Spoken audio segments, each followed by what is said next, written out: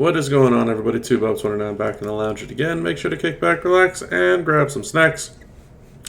It's time for another Prize Wall Eval, and yes, I know this one is late. I myself have been feuding and kind of just lost track of time. It's late. It's like midnight.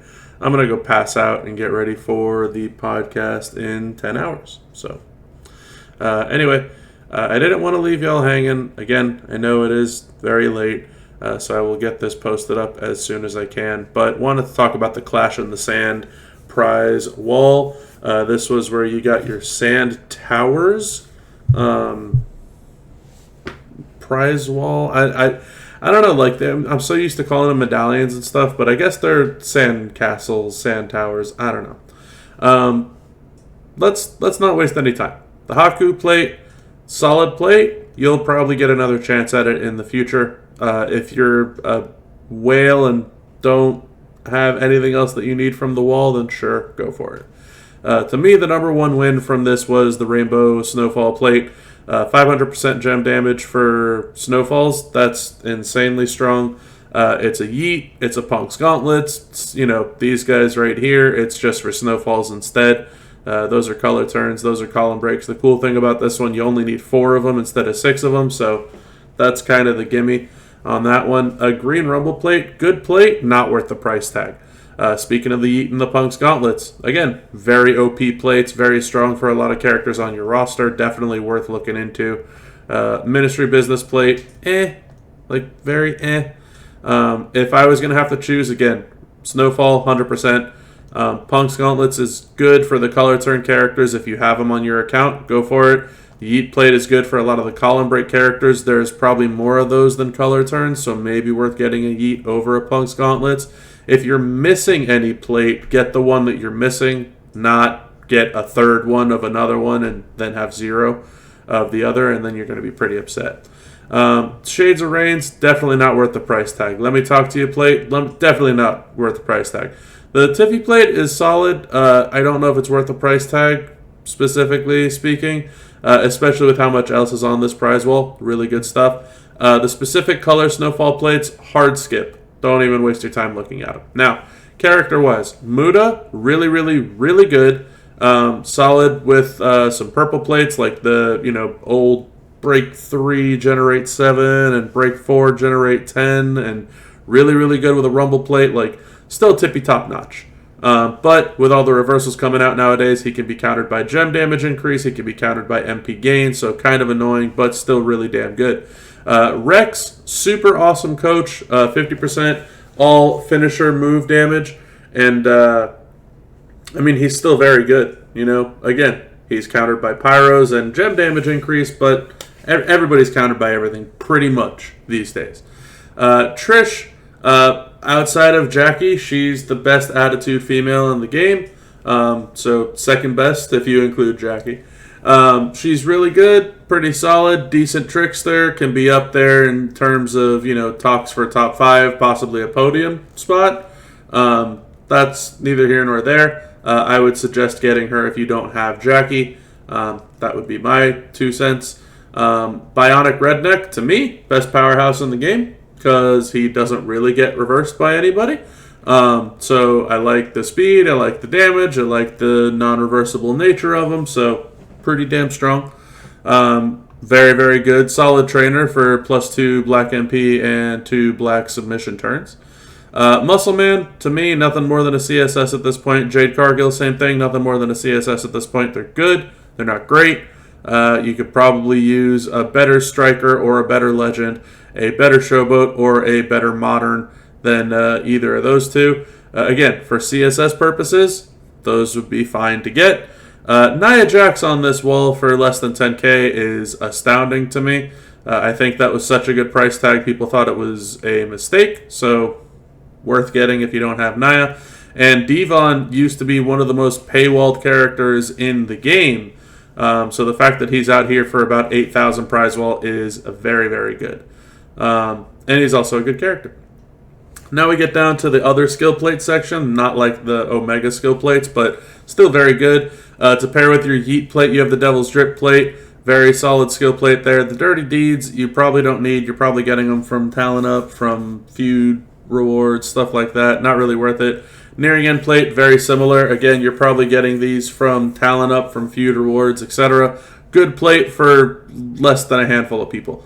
The anniversary plates, the Star-Crossed and the Silence, so cross breaks and silences, those are good if you don't have one, so solid price tag. Star-Crossed is good for Raphael. Total Silence is good for someone like Jackie, like we were talking about earlier.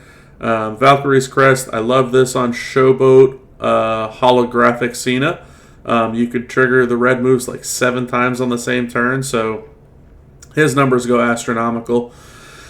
These skill plates, not so much. A sub leaves behind green gem damage, traps into blue gem damage, break purple, get yellow gem damage, color turns for 50%, leeches into purple and yellow gem damage, and then I think this is silences, immobiles into green gem and black moves. So you probably have all these plates from something or another, the only exception being the blue barbers because it's just out there.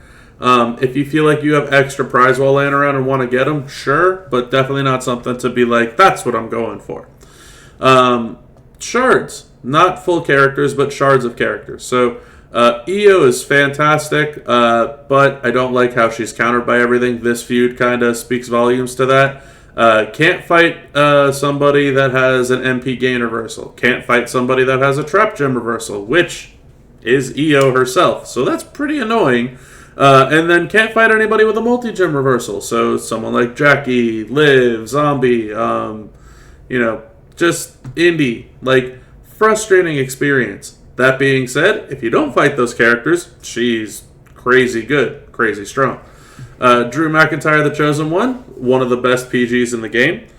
He's up there with the other guy right next to him, the other Showboat PG era, the one that I was just talking about, how you can do hundreds of millions of damage with him with that Lyra crest. So both of them are very, very good. Mommy's on top, still to me one of the best females in the game. She is countered by a couple of things now, but still pretty hard to top Mommy's on top.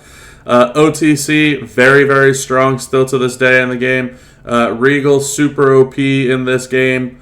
I'm not gonna tell you who you should take over the other, because that's all based on what's on your roster. If you feel like you need a PG character that's a Showboat, both of these are solid options. I would probably tell you Drew, just because you have better Cenas that you can fight with, like the Acro one, whereas Drew doesn't have other great alternatives. To me, Rhea would be the one, if you don't have her, to go for out of everybody here.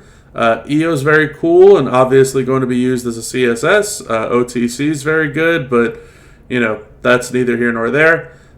Jey Uso Yeet, super, super strong still to today. Gunther, obviously very good, but you can tell he's fallen off significantly when you see how many shards you can get for how little prize wall it is. So if you could pick up any of these characters, again, I would suggest doing it. Seth freaking Rollins, super awesome trainer.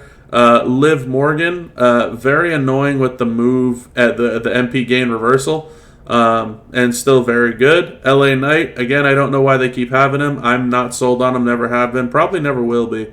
Hollow Cena for the Acrobat, so that one, again, we were just talking about other Cenas. That Cena is still very good.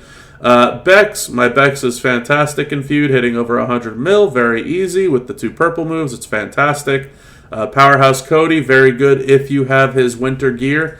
Without it, he's still very strong, just a little bit on the older side, so that's probably why he's not as expensive. And Twisted Bliss, also very good with enough bells and whistles in terms of the Tama chest and the Trapiversary and things like that, but very, very strong.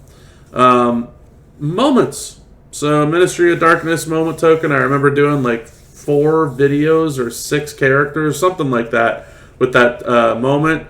Very strong if you're going to actually use those characters. We have the moment from the month, which I would not suggest getting. If you're going to get it from the Armory loot, doesn't make any sense from like the Armory contest to waste your prize wall here. If you're not going to, then I understand why that might appeal to you. Hopefully you can get it in the future. The SummerSlam 2024 moment token, I'm not thrilled with that one. Never really have been. The Women's Evolution 25 moment token, top-notch moment. for a lot of the top-notch females in the game. This moment, I think everyone's been chasing down. I think you need 3 tokens for this one. Stone Cold Steve Austin versus The Rock moment token. So if you can, for 5,000 prize wall, go for that one. The John Cena farewell moment token. So that's probably as solid time as ever to get it if you don't have it. You got some straps, which are mainly cleanup crew stuff to me, and cleanup crew stuff here.